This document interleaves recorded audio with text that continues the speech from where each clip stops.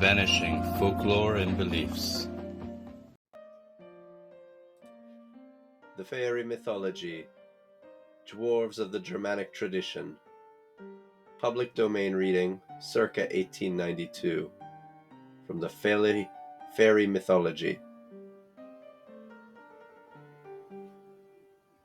Smith Reichert.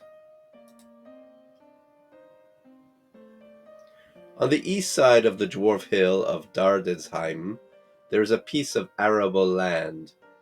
A smith named Reichert had sown this field with peas. But he observed that when they were just in perfection, they were pulled in great quantities.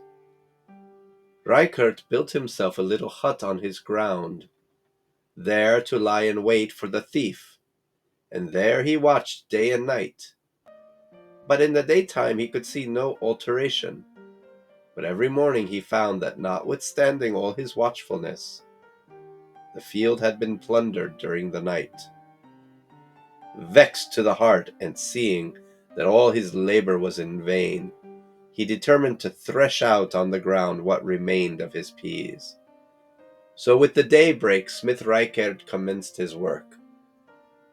Hardly was one half of his peas threshed, when he heard a piteous wailing, and on going to look for the cause, he found on the ground under the peas one of the dwarves whose skulls he had rapped with his flail, and who was now visible, having lost his mist cap with the blow.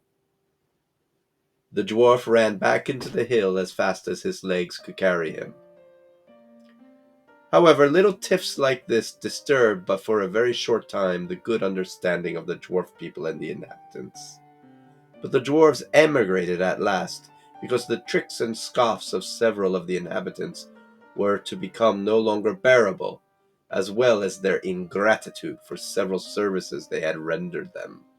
Since that time, no one has ever heard or seen anything of the dwarves in the neighborhood.